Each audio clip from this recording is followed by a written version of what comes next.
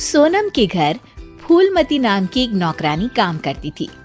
उसके नैन नक्श बहुत सुंदर थे, बस रंग से वो काली थी। एक दिन, सोनम दीदी, आप कितनी सुंदर है और इतनी गोरी भी। काश मैं आपके जैसी गोरी होती। अरे लेकिन देख ना, कितनी मोटी हूँ मैं। मुझे तो पड़ोस की रानी अच्छी लगती है।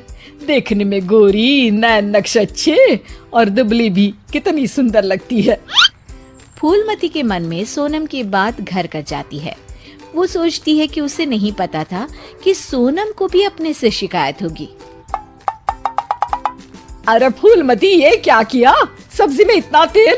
वैसे भी मैं इतनी मोटी हूँ, ये खाना खाकर तो कभी जिंदगी में पतली नहीं हो पाऊंगी।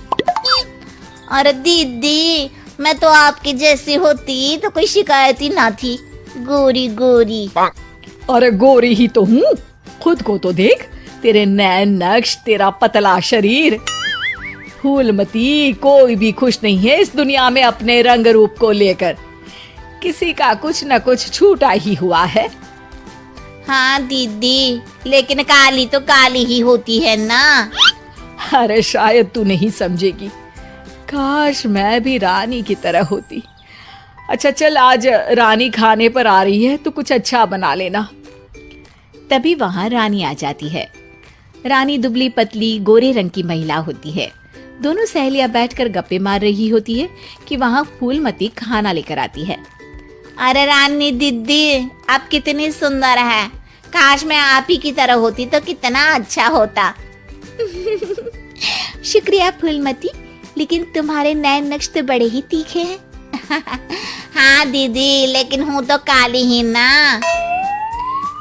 वैसे तो मैं भी वो सामने वाली वंदना को देखकर सोचती हूँ कि काश मैं उसके जैसी होती। है दीदी, आप भी अपने से खुश नहीं? ना ना, मैं तो बहुत खुश हूँ। बस जरा लंबाई, काश मेरी लंबाई वंदना जैसी होती तो कमाल हो जाता। फूलमती उन लोगों को खाना देकर वहां से चली जाती है।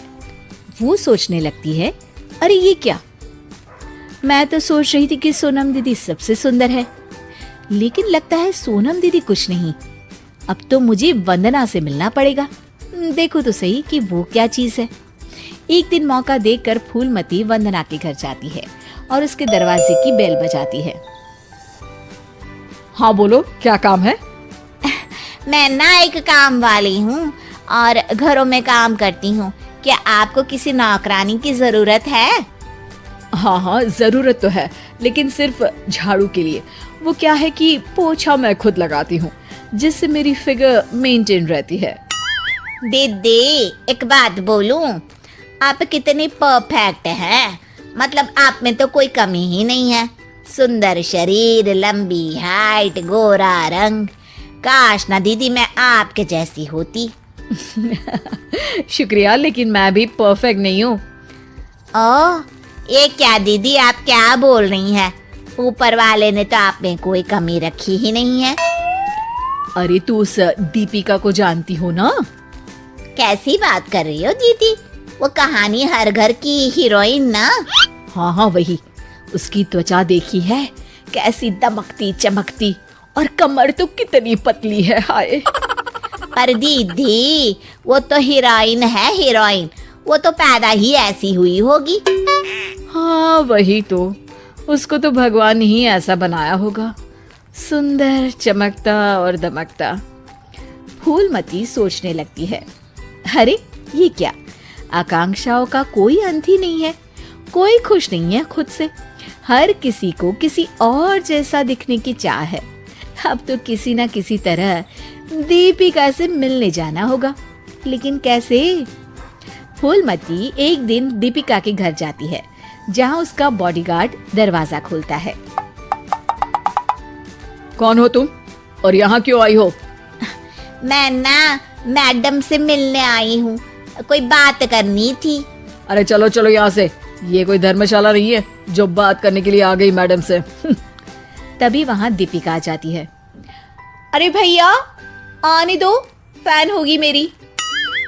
फूलमती दीपिका के पीछे पीछे उसके घर के अंदर चली जाती है। मैडम, आप तो इतनी सुंदर हो जैसे कि कोई गुड़िया। हाय हाय, त्वचा तो ऐसी जैसे कि मोम। मैडम, काश मैं आपकी जैसी होती। अरे मैं काफी परेशान हूँ अपने रंग रूप को लेकर। एक ही जिंदगी और उसमें भी भगवान ने मुझे ऐसा बना दिया। दीपिका को फूलमती की बात परेशान कर देती है। वो उसे पास बिठाती है और फिर कहती है, देखो, मैं भले ही सुंदर हूँ, लेकिन उसे बरकरार रखने के लिए मुझे बहुत मेहनत करनी पड़ती है। मतलब मेहनत क्यों और कैसे? मैं खाने पीने में हर वो चीज नहीं खा सकती जो तुम खा सकती हो। मैं धूप, पानी, हवा, धूल से दूर रहती हूँ, नहीं तो दाने निकल आते हैं। ना जी ना मैडम, मैं तो सारा दिन घूमू हूँ। बारिश में भीगना तो मुझे बहुत ही अच्छा लगे है। अरे महंगी महंगी क्रीम, पाउडर जिस दिन मैं लगाना छोड़ दूँ ना, तो देखो कैसी बुढ़िया सी शक्ल हो जाएगी मेरी। अरे मेरे ये सुंदर होठ, ये तो मैंने सर्जरी से करवाए हैं, जिसका मुझे बहुत ज्यादा ख्याल रखना पड़ता है। दीपिका की बात सुनकर फूलमती वहां से निकल जाती है। वापस आती है सोनम के पास और काम करने लगती है। अरे फूलमती, क्या हुआ? आज बड़ी खुश लग रही है। हमेशा तो परेशान सी रहती थी, अब किसके जैसा लगने की चाह है? किसी की तरह नहीं दीदी, भगवान ने तो मुझे बहुत ही अच्छा बनाया है। मेरे जैसे नैन, नक्श और काया हर किसी को नहीं मिलती। मुझे ना तो कोई महंगी क्रीम लगानी पड़ती है और ना ही खाने पीने में कोई परहेज करना पड़ता है। मौसम कोई भी हो, मैं तो पूरे मजे लेती हूँ। ना धूल से प्रॉब्लम और ना ही डॉक्टर के चक्कर। तो दीदी, मैं तो अब खुशी रहूंगी ना।